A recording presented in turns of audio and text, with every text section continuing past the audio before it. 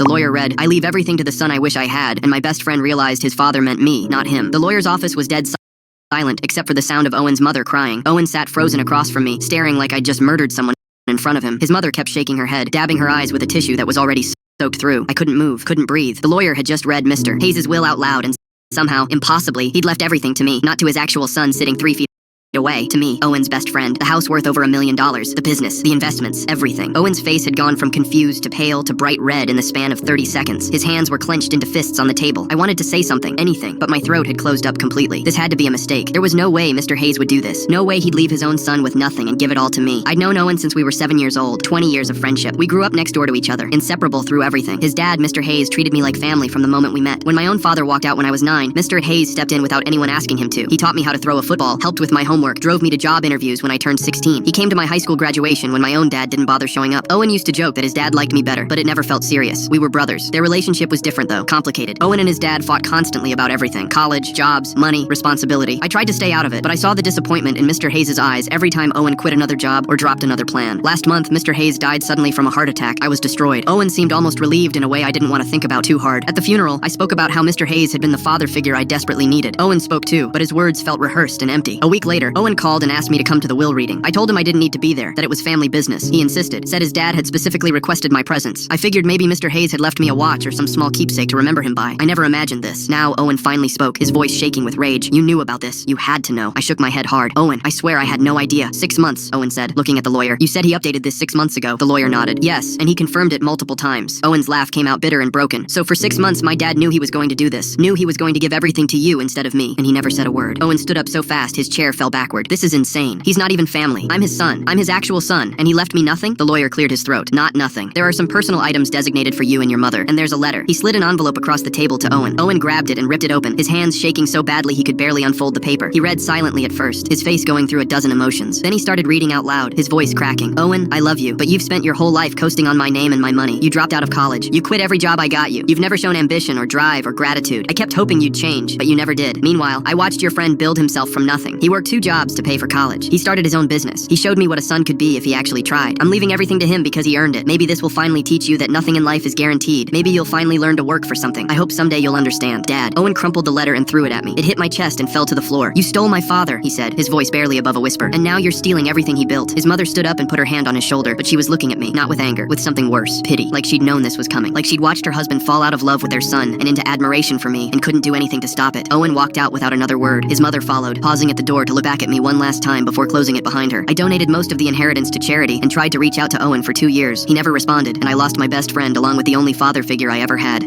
The lawyer read, "I leave everything to the son I wish I had, and my What do you do when you find out the son you raised for 10 years isn't biologically yours, but you love him anyway?" I sat in the doctor's office staring at the computer screen, trying to make the numbers make sense. My blood type, A positive. My wife Aria's blood type, A positive. Parker's blood type, B positive. The doctor's voice sounded far away as he explained that it's genetically impossible for 2 A positive parents to have a B positive child. Parker was still at the hospital overnight for observation after he had collapsed at soccer practice. Just dehydration and low iron. Nothing serious, but they'd run a full blood panel to be sure. And now my entire world was falling apart in this cold office. That night I drove home in complete silence, my hands shaking on the steering wheel. When I walked in, Aria took one look at my face and knew something was wrong. I asked her one question, "Is Parker mine?" She started crying before she even answered. I stood there watching my wife fall apart and realized my entire life had just become a lie. Parker just turned 10 years old last month, and for 10 years I've been there for every scraped knee, every bad dream, every first day of school. I never missed a moment because he's my son, or at least I thought he was as I listened to Aria tell me everything through tears. 10 years ago, we'd been going through a rough patch trying to have a baby. The stress was destroying us. She went to stay with her sister for a week. During that week, she met someone at a bar. One night, a mistake, something that meant nothing. When she came home, we reconciled. 2 weeks later, she found out she was pregnant. She convinced herself the baby was mine because the timing could have worked. When Parker was born and I held him for the first time, I fell completely in love. Aria saw how happy I was and couldn't bring herself to tell me the truth. Years passed. Parker grew up calling me dad. The longer it went on, the more impossible it became for her to confess. She'd been living with the guilt, but was too scared to lose our family. I asked if she knew who the father was. She said his first name, but nothing else. A stranger. No way to contact him. I moved into the guest room that night, but worse than the anger at Aria was the confusion about Parker. Every time I closed my eyes, I saw his face, his smile that looks like Aria's, his laugh that fills up a room, the way he hugs me after school, the way he tells me about his day, the way he asks me to help with homework even when he doesn't need help because he just wants to spend time together. None of that changed. He was still the same kid, but suddenly everything felt like a lie. My parents called. Aria had told them everything. My mother was crying. My father kept saying I needed to think about what was best for Parker. My brother said I should leave Aria and start over. My sister said Parker was still my son regardless of blood. Everyone had opinions, but no one had answers. 3 days after finding out, Parker came home from the hospital. He ran up to me the second he walked through the door and hugged me. "I missed you, Dad." I held him and felt my heart break like all over again. He had no idea. To him, everything was normal. I was his dad. Arya was his mom. We were his family. That night after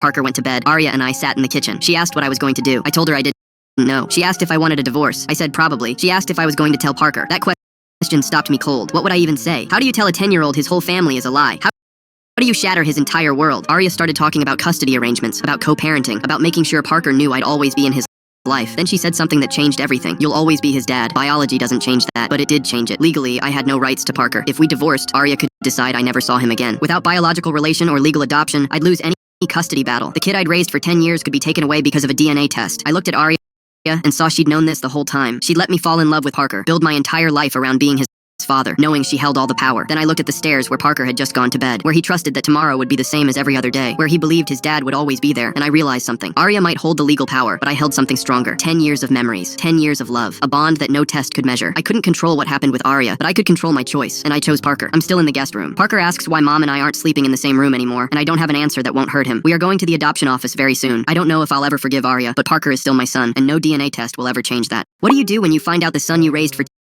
The lawyer read, I leave everything to the son I wish I had, and my best friend realized his father meant me, not him. The lawyer's office was dead silent, except for the sound of Owen's mother crying. Owen sat frozen across from me, staring like I'd just murdered someone in front of him. His mother kept shaking her head, dabbing her eyes with a tissue that was already soaked through. I couldn't move, couldn't breathe. The lawyer had just read Mr. Hayes' will out loud, and somehow, impossibly, he'd left everything to me. Not to his actual son sitting 3 feet away, to me, Owen's best friend. The house worth over $1 million, the business, the investments, everything. Owen's face had gone from confused to pale to bright red in the span of 30 seconds. His hands were clenched into fists on the table. I wanted to say something, anything, but my throat had closed up completely. This had to be a mistake. There was no way Mr. Hayes would do this. No way he'd leave his own son with nothing and give it all to me. I'd known Owen since we were 7 years old, 20 years of friendship. We grew up next door to each other, inseparable through everything. His dad, Mr. Hayes, treated me like family from the moment we met. When my own father walked out when I was 9, Mr. Hayes stepped in without anyone asking him to. He taught me how to throw a football, helped with my homework, drove me to job interviews when I turned 16. He came to my high school graduation when my own dad didn't bother showing up. Owen used to joke that his dad liked me better, but it never felt serious. We were brothers. Their relationship was different though, complicated. Owen and his dad fought constantly about everything. College, jobs, money, responsibility.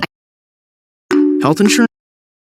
What did you tell your husband during intimacy that made him call 911? My husband and I had just returned from the hospital when he put his hand on my thigh. I shook my head. Not right now, honey. It's too much. You see, I just had my 3rd stillbirth, so the last thing I wanted was my husband exploring my insides. I expected him to put his arm around me and apologize, but instead he just sighed. Babe, are you serious right now? We haven't done it in months. We haven't tried for anything except a baby in weeks, he continued, his voice getting sharper. Stop being such a tease. You're giving me blue balls here. The tears were still wet on my face from crying about our 3rd dead baby, and he was worried about his balls? I was too exhausted to fight, too broken to argue, so I just let him do whatever he wanted. As I lay there staring at the ceiling a minute later, my body feeling like a graveyard while my husband slept with a smile on his face, I was only thinking one thing: he'll never understand what this feels like unless I make him so terrified during sex that he begs for help. He was sitting on the couch 4 weeks later when I came running back from the bathroom. Honey, I'm pregnant again. His eyes lit up like Christmas morning. Then came the bait. I whispered, and this time, I can't get enough of you. That first time we had intimacy, I'd prepared. I'd put a small weighted ball inside myself, the kind women use for exercises. Halfway through intimacy, I squeezed and made the ball press right against him. To him, it would feel like something inside me was touching him. He jumped. What was that? His face went pale. What was what, baby? I kept moving, playing dumb. He thought he'd felt the baby. I could see the fear starting in his eyes. The next encounter, I waited for the perfect moment. When he was deepest inside, I clenched hard and gasped. Oh my gosh, the baby just moved. He pulled out so fast he nearly fell off the bed. Please, he stammered. I can't. And then I said it, throwing his own words back at him. Don't be such a tease. You're giving me blue walls. He started showering immediately after, scrubbing like he could wash away what he'd felt. The next morning over breakfast, I casually mentioned, funny story, my friend Sarah, her husband swore he could feel their baby during sex. She divorced him, and now everyone at his accounting firm calls him Kitty Fiddler. Can you imagine? I laughed like it was the most ridiculous thing while watching the color drain from his face. He pushed his eggs around, appetite gone. I knew I had him when he started making excuses to avoid intimacy, headaches, early meetings, anything to avoid touching me, so I upped my game. I decided to mess with his mind even more. I'd hidden a speaker under our bed that played soft baby crying sounds. That night, while we were having sex, I secretly pressed play on my phone. The crying was barely audible, just enough to make him question his sanity. He stopped moving completely, his whole body tense. There's a baby crying, he whispered. I don't hear anything, I lied, pulling him back down. I almost felt bad watching him panic. Come on, I pressed against him one night. I'm pregnant and hormonal. I need this. I grabbed him the way he used to grab me, aggressive and demanding. That's when something shifted in his eyes. Recognition. Wait, he whispered. This is what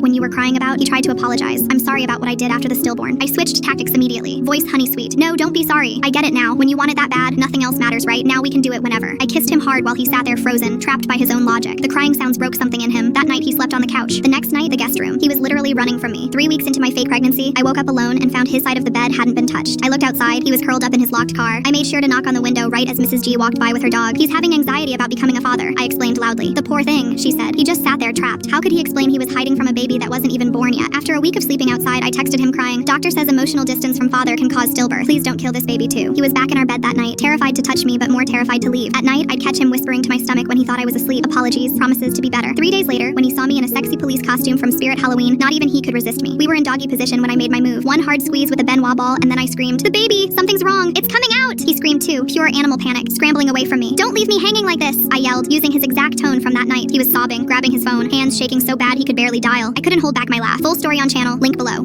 What did you tell your husband during intimacy?